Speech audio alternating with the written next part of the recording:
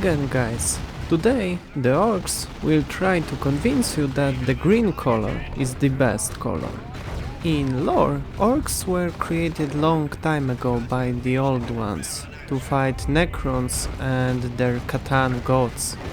This whole conflict was called War in Heaven. Since that day, Orks are, they are still doing the same thing they were created to. They are fighting, they are biological weapon pretty much. They are fighting pretty much everyone, including themselves, and if they will ever unite, they will be probably the most dangerous faction in the universe. They reproduce through fungal spores, that's why so many people call them mushrooms. Plus, there is no such thing as female orc, as far as I know. In-game, orcs are something between quality and quantity, because their units can count from 4 up to 7 models. Almost all their units have normal infantry armor, so in general they are more afraid of area of effect attacks than single heavy attacks and snipers. Orcs have unique global resource mechanic. They get red like all other factions, but they also have plus 15 per minute all the time. In exchange, many of their units' abilities cost red instead of energy, but not all of them. There is no rule here, and I can only tell you that Heroes and Weird Boy have only abilities with energy.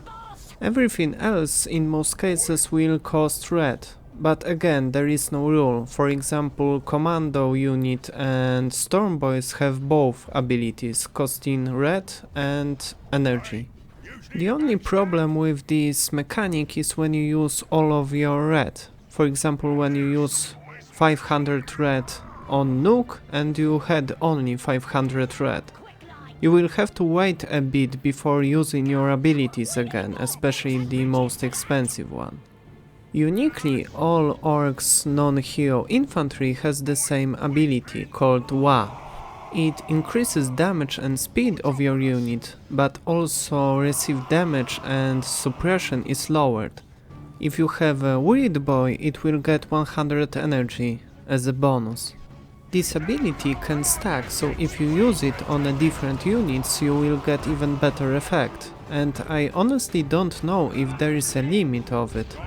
Surprisingly, Orcs have very strong tier 3. They have 4 normal units and 2 of them are infantry, first line infantry, 1 range and 1 melee. Both are great, and especially Nob Squad when fully upgraded and leveled is probably one of the strongest units in the game. The only problem I have with Orcs D3 is their super heavy unit. It can be fun and it can do a lot of things, but all in all it's a bit worse for me than the other super heavy units.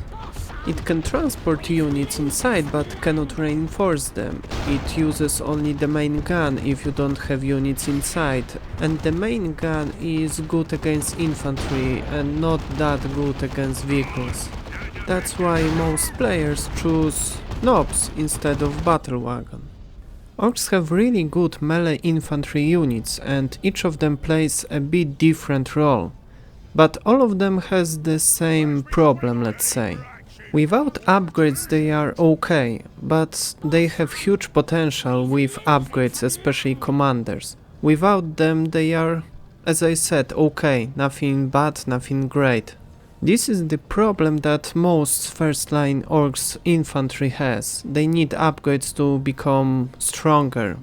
Orcs also have great specialist infantry, and unlike the first line infantry, they don't need upgrades, or they don't even have any upgrades at all.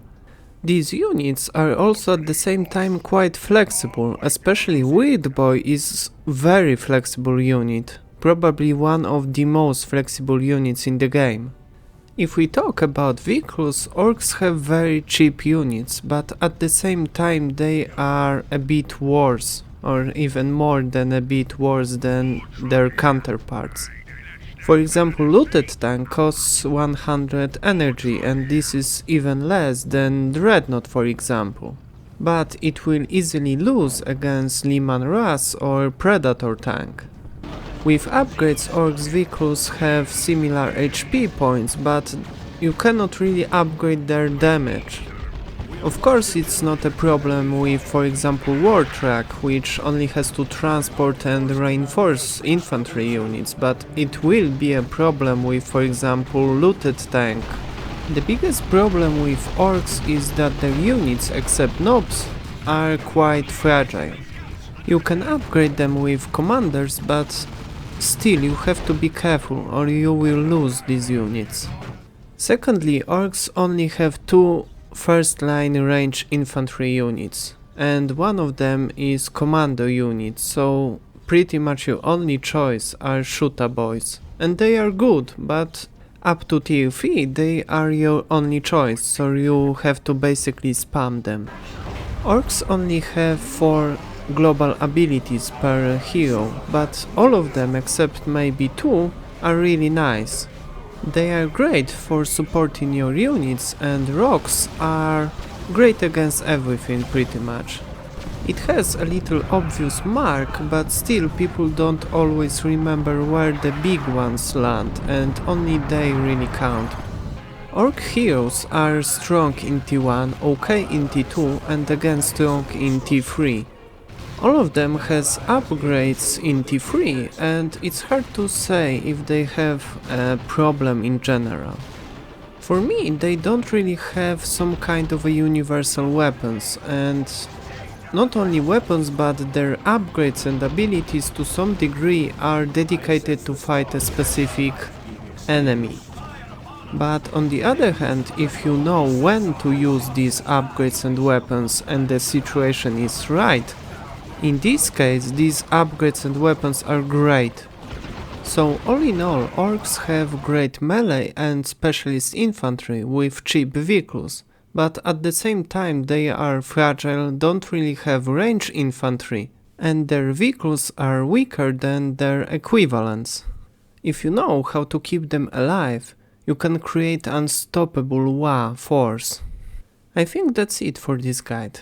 Stay safe guys, and see you soon.